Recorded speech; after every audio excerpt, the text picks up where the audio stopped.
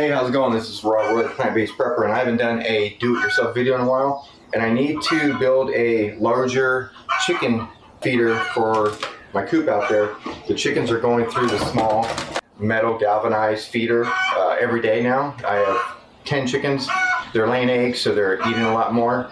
And when we leave for a week, we need enough food to feed them. So I looked on YouTube, and there's a feeder that I'm going to try out using a trash can, and for these 4-inch elbows right here, what I have is a 32-gallon trash can, and I want it to be bigger, and 4-inch elbows. I think all the tools that I'm going to need are a hacksaw to cut the end of this off, because this one has a lip. I think I'm going to use this Dremel to cut circles in the trash can. This is pretty thin, so it should do the job. White chalk to draw the circle, and then some silicone to seal up the gaps if I have any gaps around the hole. And then I got my safety gear, my hat, my goggles, and my gloves, which I wear for every project. Goggles in case something flies up into my eyes. Always wear them just in case. Anyway, let's get started. I was thinking about using the miter saw right there, but I'm afraid it'll just crack it. If I had a different blade on it, it would probably work.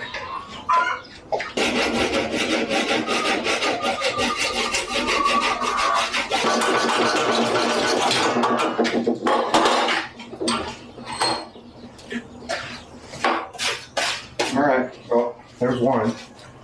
So that'll work.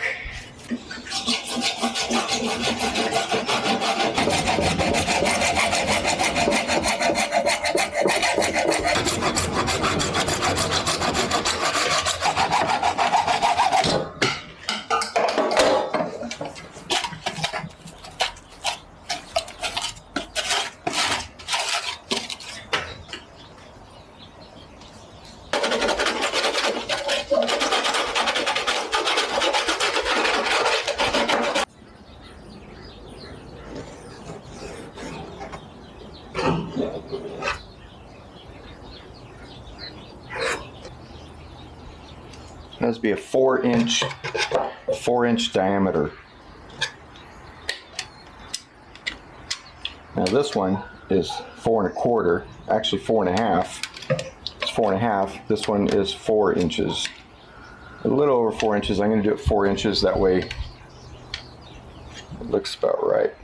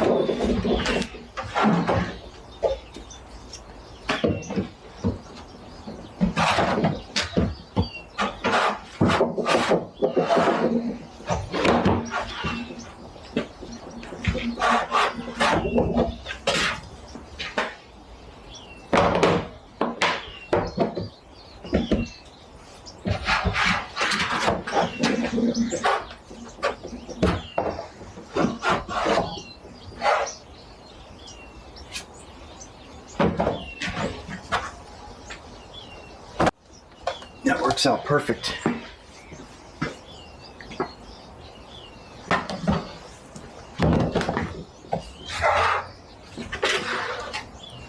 Perfect.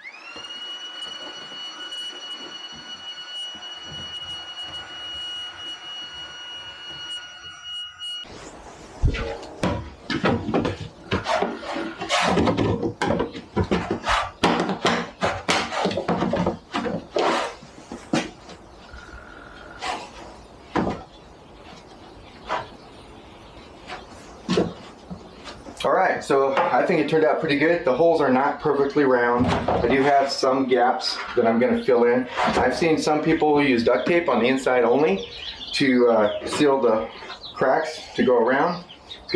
So I'm going to go ahead and duct tape the inside to keep these from moving first, and then I will seal the outside, and then we'll be good.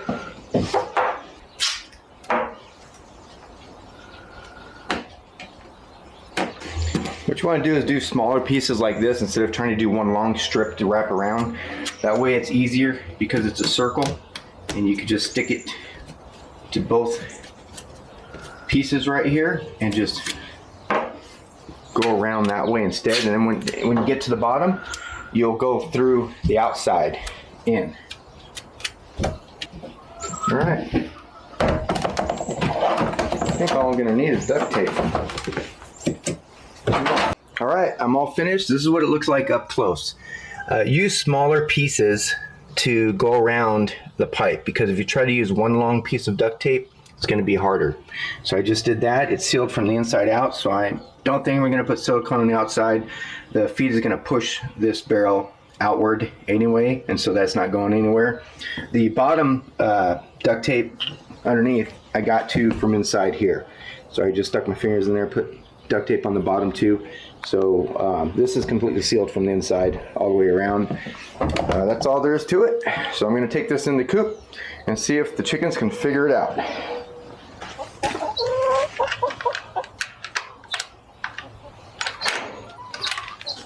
Back.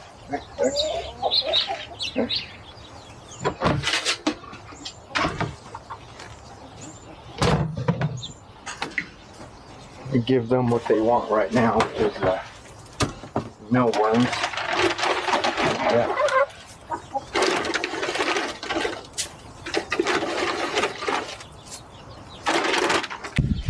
I'm gonna go get myself some bricks and put under it so I can raise it up to about here, because I don't want them to get sand in it. They somehow get sand in the water cups over there, so I'm gonna raise it, make it easier for them to eat and see it.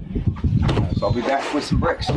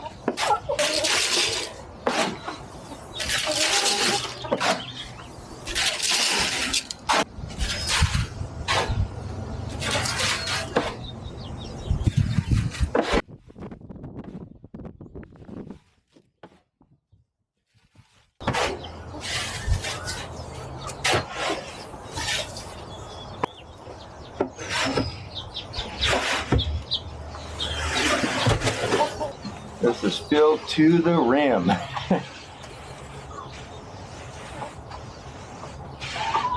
So today is March 10th. So we're going to see how long it takes them to go through half of this before I refill it. I need to keep it filled at least halfway so it doesn't blow down, because we do get strong winds here. That's why I have that wind block up right here on this side. So we'll see how long it takes to eat half of this, so I'll get an idea of how much they go through. And I have 9 chickens now, so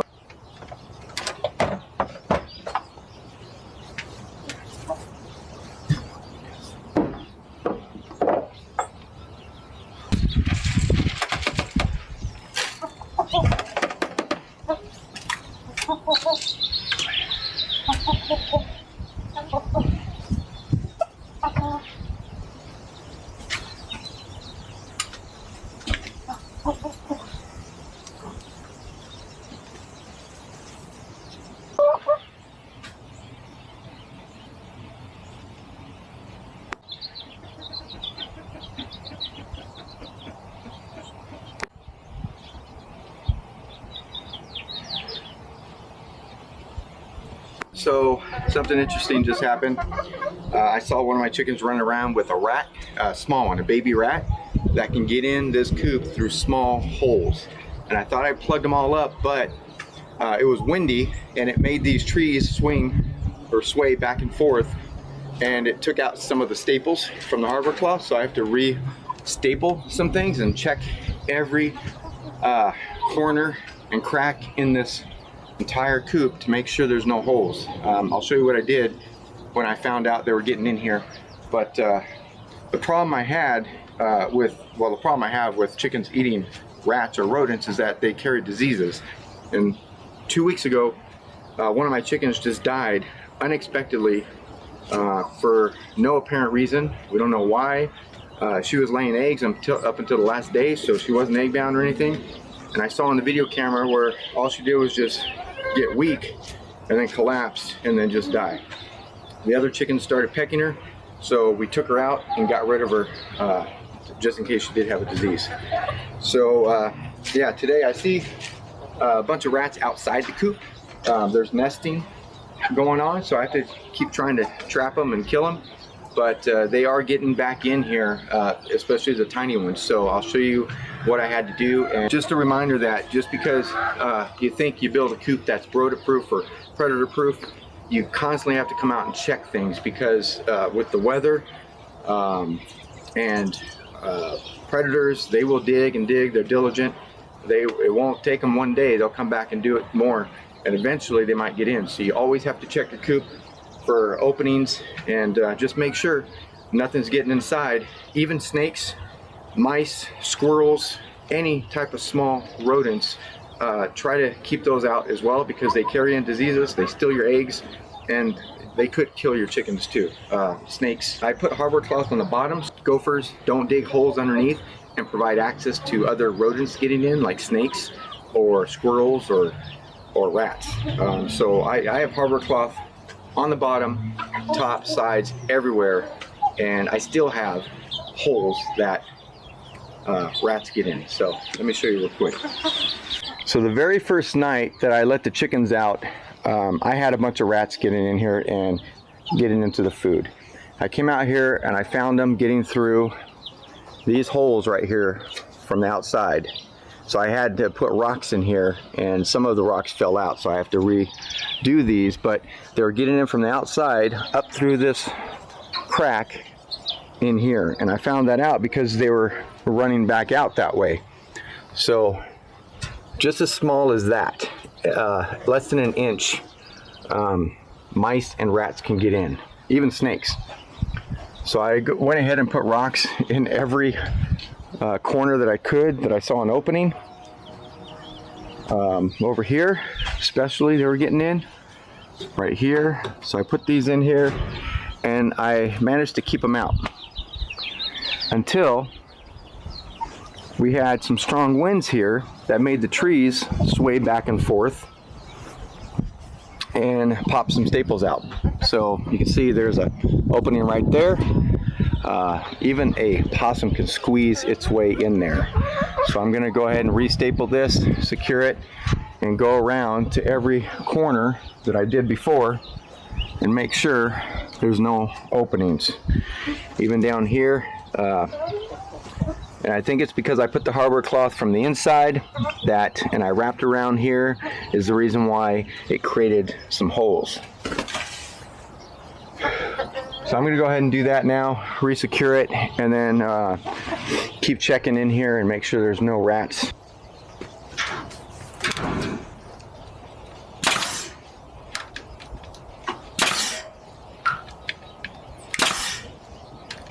Well, another reason they were getting in is because this door wasn't closing all the way, leaving a gap because the sand builds up right here and pushes the door out. So I'm going to have to put a stopper here, a 2x4 or something across to keep the sand away from this door right here. So I'm going to do that too. I'm going to put a board from here to there, a little higher, and then that way the door can close and not leave a gap open. That's probably where those small mice were getting in right there.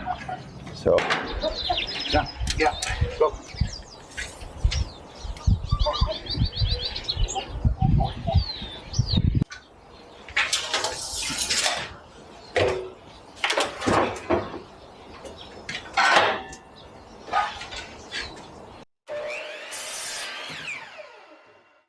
chickens love this grass right here, so I'm just gonna grab some grass, throw in there, keep them busy for a while.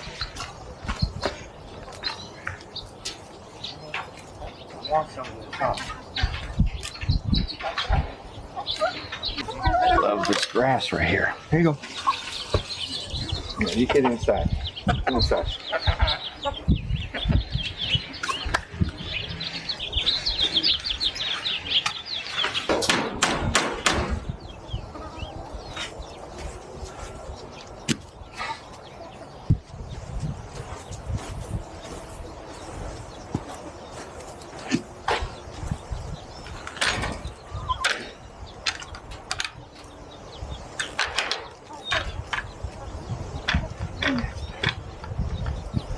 Here.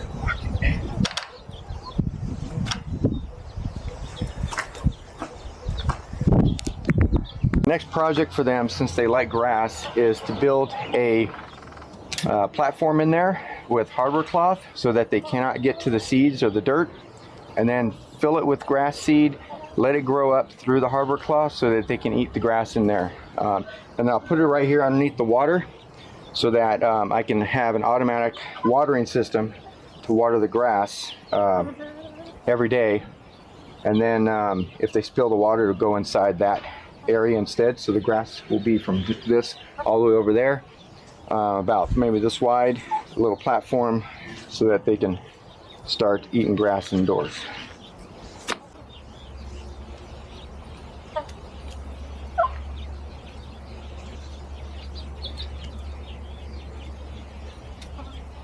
Alright, so that'll do it for this project. I think it's going to work out great. This thing should last a month, but I will test it out and let you know how long it lasts with 9 chickens. Sorry I haven't been doing many prepping videos. A lot has happened to me in the family the last few years where we just had to stop and just focus on family and life and enjoy time together. You'll see I post some videos of our vacations, but I promise you I will start posting some more prepping videos and do-it-yourself videos because I enjoy helping everybody out. So until next time, stay healthy, stay safe, just keep prepping.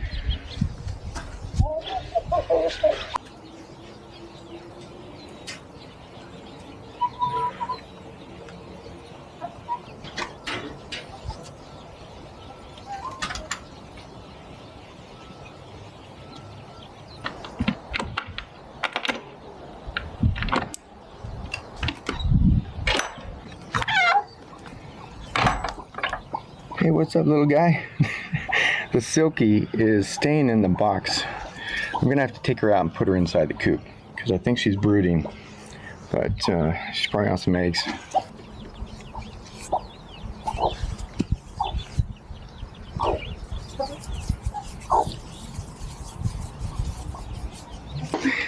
See you later.